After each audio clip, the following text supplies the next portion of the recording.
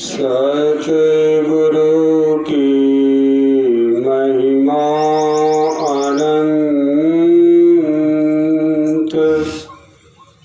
अनंत किया उपकार, नेतर अनंत उहारिया,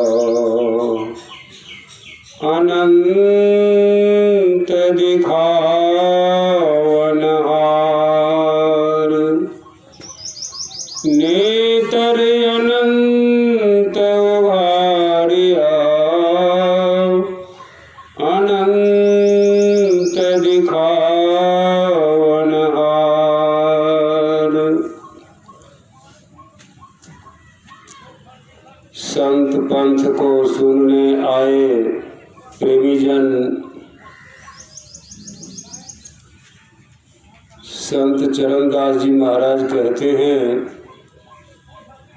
काहुन को जानता गिनती में नहीं नाव, कृपा गुरु सुखदेव की तो पूजन लागे पाँव।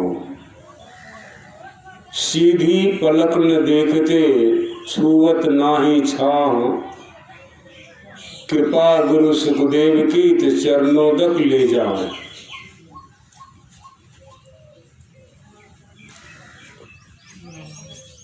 आज हम लोग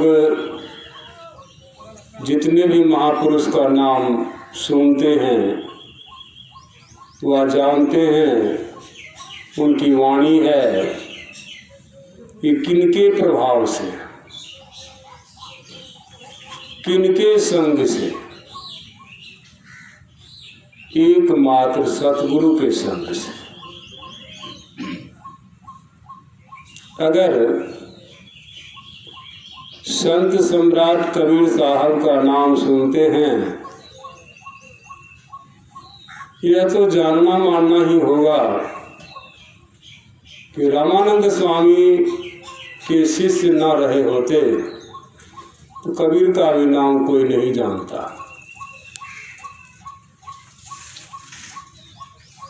आज जैसे कोई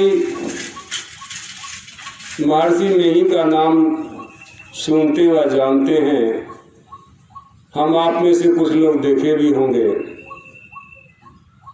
नहीं जानते। यदि इनके जीवन में परम संत बाबा देवी साहब न आए होते तो ये गुरु की महती कृपा है कि इन सबको जानने लगते हैं। यही चरणदास जी महाराज कहते हैं कि काहुन को जानता, कोई किसी को नहीं जानता, गिनती में नहीं नाम, ऐसा कोई गिनती में भी नाम नहीं है जो जानता होगा। कृपा गुरु सुखदेव की तो पूजन लागे पाँव। चरणदास कहते हैं, जब गुरु की कृपा हुई तो इस चरणदास का भी पैर पूजने लगा।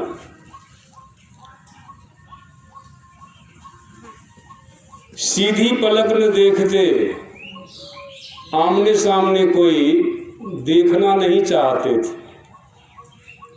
आमने सामने कोई नजर पड़ जाए तो बहुत बुरा मानते। आपको मैं सच्ची घटना एक बताऊं।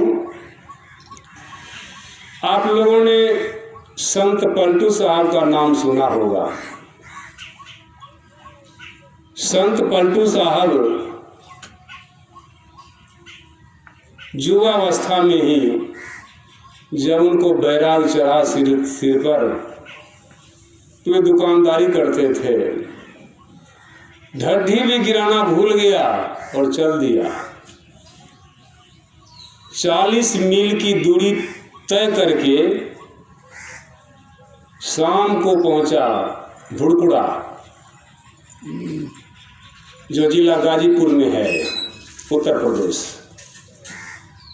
और नग जलालपुर जहाँ पलटू साहब का जन्मभूमि है। वहाँ जाकर के उस समय जो महात्मा थे वे थे संत गुलाल साहब। संत गुलाल साहब से शाम में कहते हैं कि साहब हमको नाम दान दीजिए, हम भजन करेंगे। गुलाल साहब कहते हैं मैं तो नाम दान देना बंद कर दिया हूँ,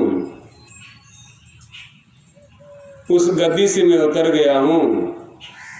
मेरे गद्दी के उत्तराधिकारी भीखा साहिब है।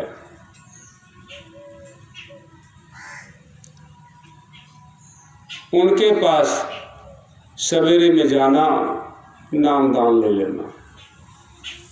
रात्रि वहीं ठहरे तो सुबह पूछते हैं कि भीखा साहब कहाँ मिलेंगे।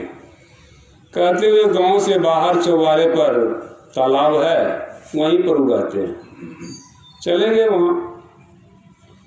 तो वे उस समय प्रातः काल का जो है संध्या वंदना करने बैठे थे, कुछ भक्त लोग भी थे।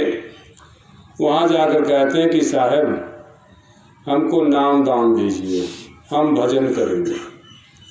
भीखा साहब ने कहा कि तुम्हारा क्या नाम है?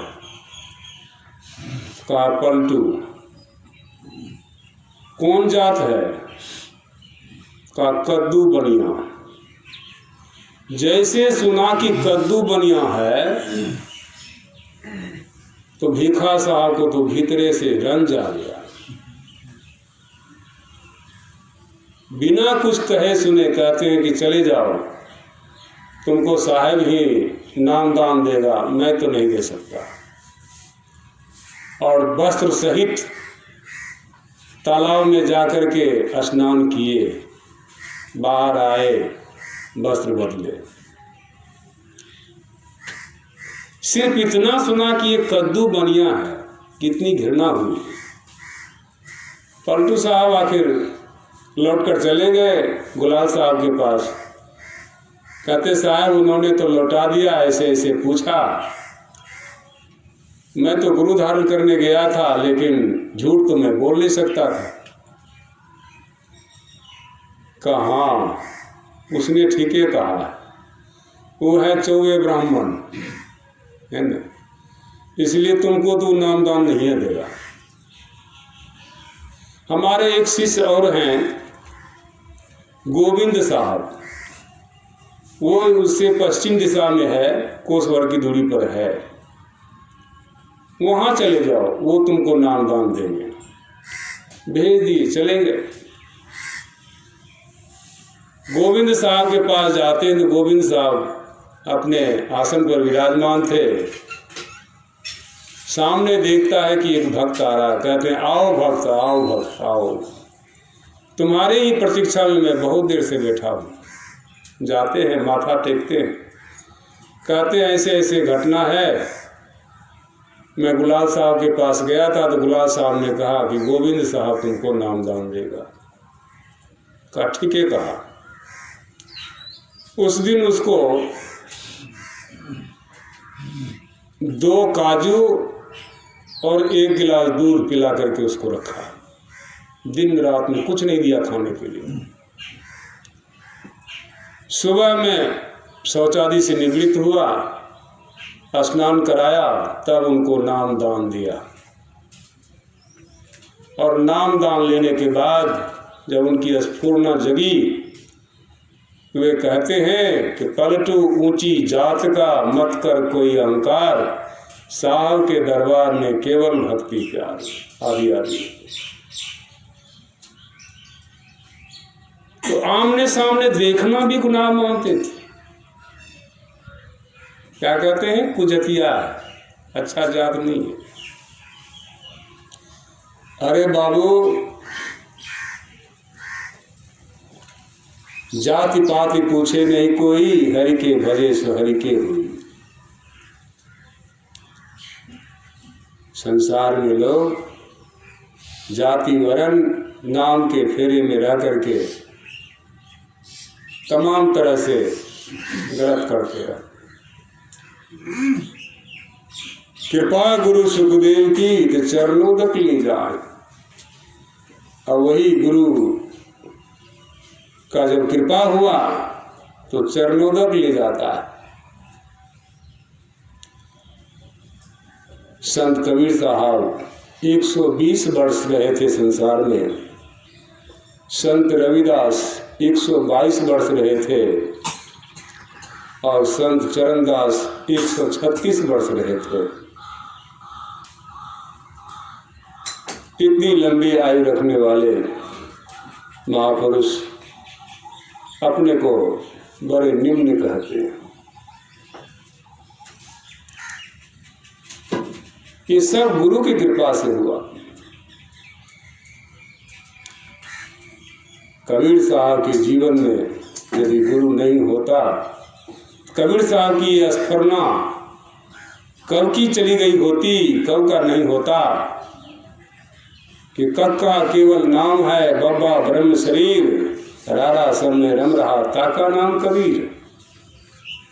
शरीर से ऊपर उठ करके अपना बात दोहराते।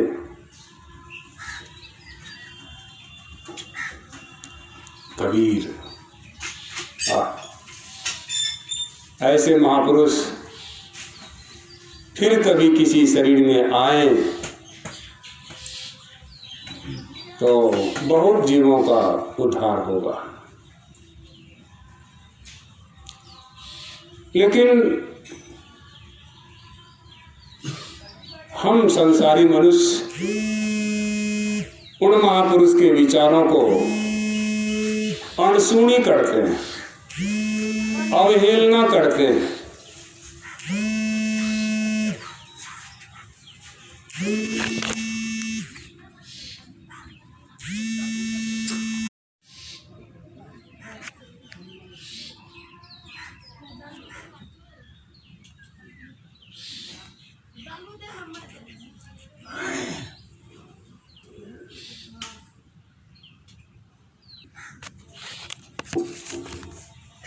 हम लोगों को ऐसे महापुरुष की भाषा व विचार को समझ नहीं पाते और सिर्फ उसके बाह्य नामों पर, बाह्य रूपों पर वितंडाबाजी करते हैं। कबीर साहब के जीवन की घटना है। एक सुल्ताना हुए थे बलक बुखारे के। वहां से खबर आया था रामानंद स्वामी के पास कि सुल्ताना बलक बुखारे बहुत से साधु महात्माओं को अपने कैद में जमा कर लिया है और वह कुछ प्रश्न पूछते हैं, उसका सही उत्तर नहीं देने के कारण सबको कैद में बंद कर लेते हैं। तो रामानंद स्वामी बड़े चिंतन में पड़ गए, इतना बड़ा सुल्ताना है को कौन समझाएगा।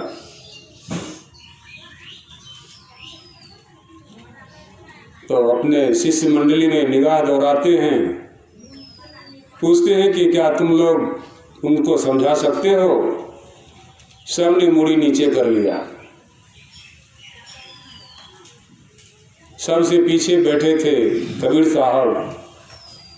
कहते क्या कबीर तुम समझा सकते हो।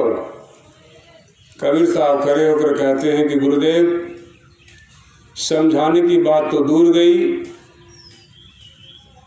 उसको तो आपके चरणों में लाकर डाल दूंगा। हाँ तुम ही एक ऐसा है कि तुम समझा सकता है। कह जाओ समझाओ। कबीर साहब चले गए। एक बोतल में सादा पानी भर लेते हैं, उसको पीते भी हैं और थोड़ा एक्टिंग भी करते हैं।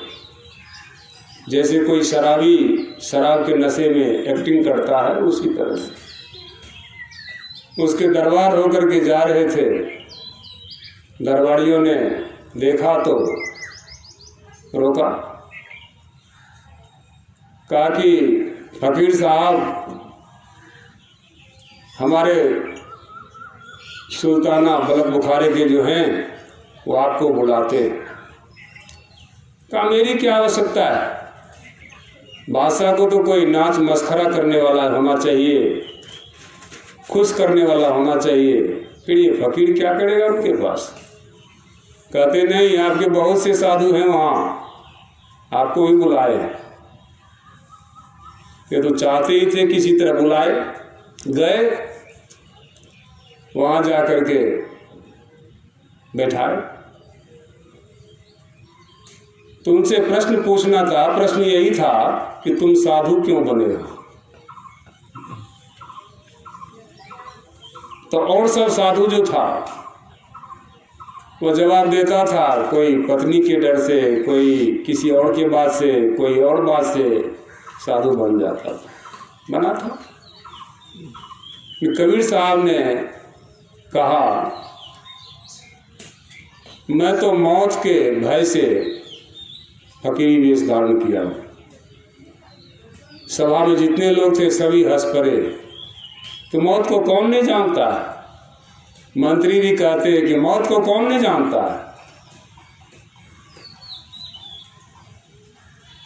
कहा हाँ, मौत को कोई नहीं जानता है। मौत को जो जानेगा उसकी भी यही दशा होगी जो दशा मेरी है।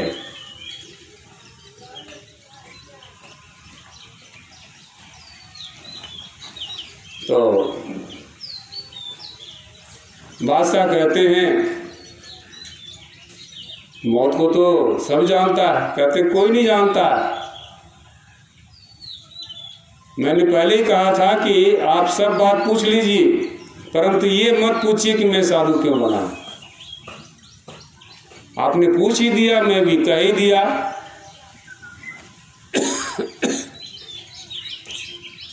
कि मैं मौत के डर से साधु बना।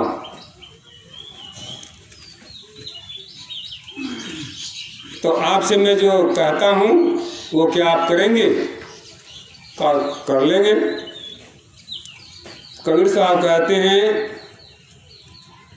आपके जो ये मंत्री हैं इसको आज के 7वें दिन फांसी दे दीजिए। कहा इसने तो कोई गलती किया नहीं। कहते हैं ना, आप कह दीजिए इनको कि आज के 7वें दिन फांसी होगी और छुट्टी दे दीजिए। बादशाह कहता है कि ऐजी मंत्री, आज के 7वें दिन तुमको फांसी दी जाएगी, अभी से तुम अवकाश में रहो, जाओ। मंत्री चला गया। अब तो उसको चाल बदल गया है। उसको तो अब कुछ नहीं सुहाता है कि 7वें दिन मेरी फांसी होगी। तब तक कबीर साहब को भी उसी साधु मंडली में भेजा गया, वहाँ रहने लगे। तो सब साधु से धान कुटवाते, आटा पिसवाते और अपने से खाना बनाकर खाना पड़ता, सब साधु करता था। जब कबीर साहब उसके बीच गए, कहते तुम लोग यही साधु बने हो, सब भजन करो, ध्यान करो। ऐसी चक्की अपने चलो, आटा तैयार करो, खरल मुसल अपने से चावल तैयार करो। सब चलने लगा, भोजन बनने लगा, लोग समय से खाने लगे, भजन होता रहा। 1 सप्ताह गुजर गया इसी तरह से। 7वें दिन कबीर साहब को भी बुलाया गया, मंत्री को भी लाया गया। मंत्री का दशा तो पंजर हो गया था। तो तीनों सामने बैठे थे। कबीर साहब कहते कि मैं कुछ पूछूंगा। कबीर साहब कहते हैं कि ऐजी मंत्री, तुमको कुछ खाने की इच्छा है? जो खाना बादशाह खाता होगा तो तुम देखा जरूर होगा, लेकिन खाया नहीं होगा। आज मेरे तरफ से वह भोजन तुम्हें मिलेगा, तुम करोगे? कहते नहीं साहब, अब मुझे भोजन नहीं चाहिए। कहा क्यों? अब मुझे कुछ नहीं सुहाता है। कहते जिस घोड़ा पर तुम्हारे बादशाह हवा खाने जाते थे उसका तुम सेवा करते होगे, पोछ पाछ करते होगे, लेकिन कभी चढ़ा नहीं होगा। आज मेरी तरफ से तुम चढ़ो उस घोड़ा पर, जाओ हवा खा लो, फ्री है। कहते महाराज का है उतना माथा चाट रहे हैं, जल्दी से जो काम करना है कर दीजिए, फांसी देना है दे दीजिए।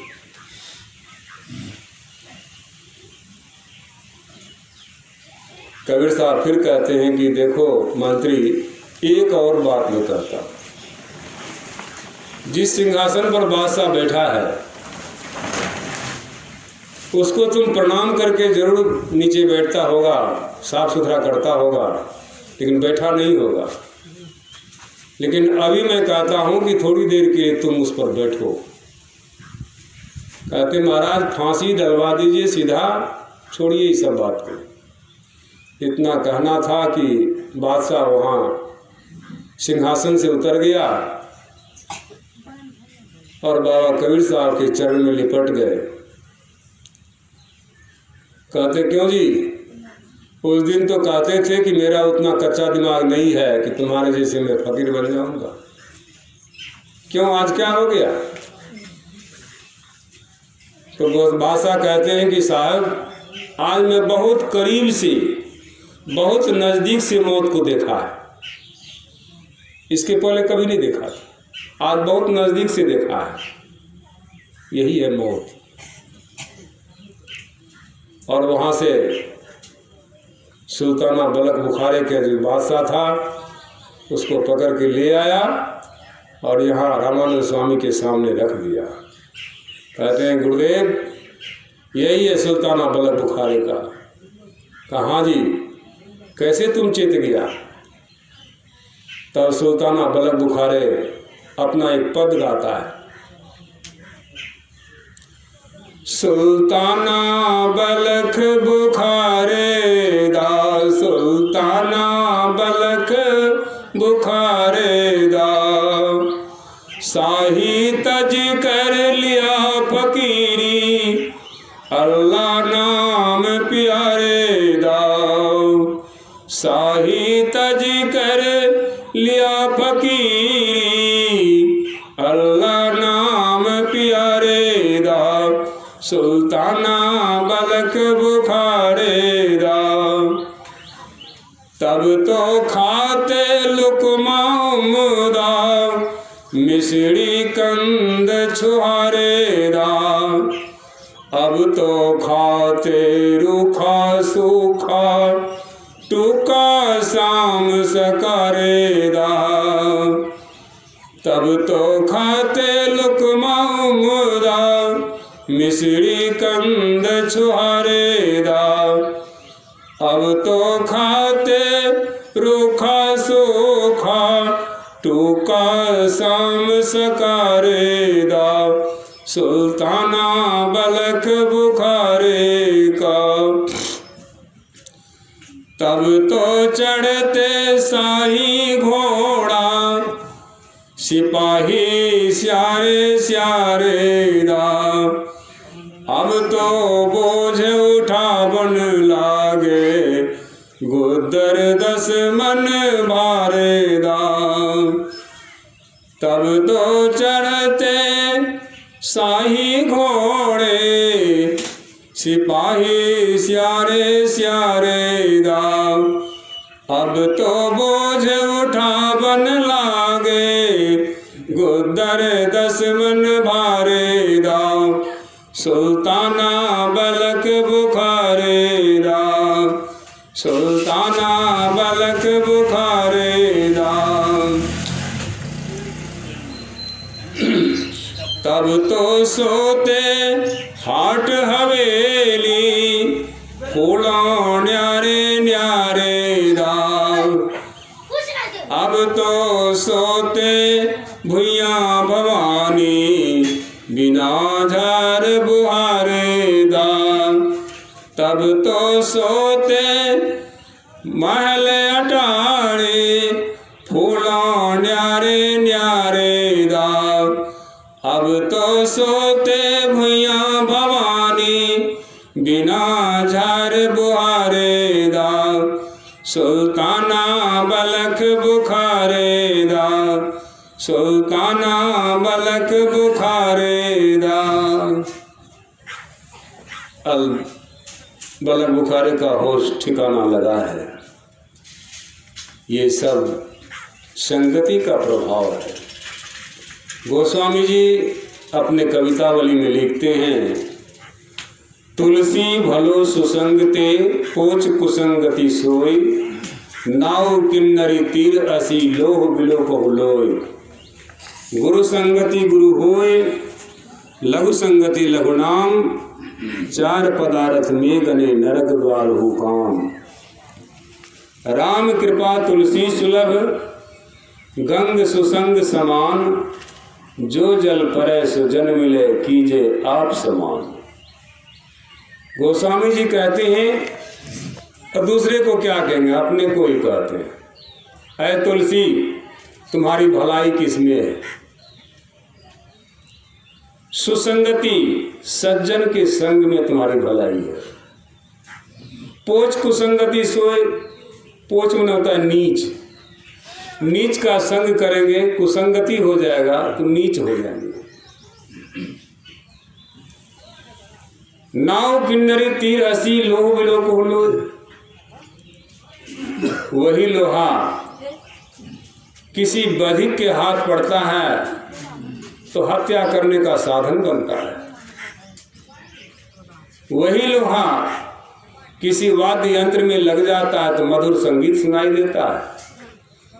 वही लोहा लकड़ी की बनी हुई नाव होती है, उसमें कील बनकर लगती है तो पार उतारने का साधन बनता है। तो हम मनुष्य कैसे हैं? इसी मनुष्य शरीर से आपने दस्यु का भी नाम सुना होगा। हत्या जो करता है, बलि जो चढ़ाता है, वह भी मनुष्य ही होता है। और ये नाच तमाशा जो दिखाता है, अभिनेता अभिनेत्री होती हैं, मधुर संगीत सुनाई देते हैं, वह नाच तमाशा दिखा करके खुश कर देते हैं, वह भी मनुष्य ही होता है। और जितने भी साधु संत महात्माओं को नाम सुन रहे हैं, देख रहे हैं, यह क्या है? यह है ओवर ब्रिज कहिए, पुल कहिए, नदी पर पार होने के लिए साधन कहिए। सत्य नाम के पट तरे देवे को कचना है, काले गुरु संतोषी हवस रहे मन मान। बाबा कबीर साहब कहते हैं कि सत्य नाम के पट जुक्ति सीख करके गुरु से पार होने का हिम्मत रखते हैं, तर जाने का कोशिश करते हैं। देवे को कचना है, ऐसे गुरु को हम आप क्या दे सकते हैं? क्या ले गुरु संतोषी, किस वस्तु को लेकर के गुरु को संतुष्ट करें? किस में हमारे गुरु प्रसन्न होंगे? हवस रहे मनमान, हमारे हवस लगी हुई। और ऐसे गुरु के संबंध में संत कबीर साहब के शिष्य संत ज्ञानी साहब जो गुजरात में हुए, उन्होंने भी कहा, अदेख देखे अदेख देखे तत्व विचारे, आप तरे औरों को तारे। ऐसे थे हमारे सतगुरु। अदेख, परमात्मा अदेख है, देखा नहीं जा सकता, हाँ महसूस किया जा सकता है, जाना जा सकता है, लेकिन उसको भी दिखा देता है। अदेख देखे तत्व विचारे, तत्व रूप में वह क्या है उसका वह विचार करता है। और जो इतना करता है वह आप तो तरता ही है, लेकिन जो उसके पीछे लगते हैं वो को भी तार देते हैं।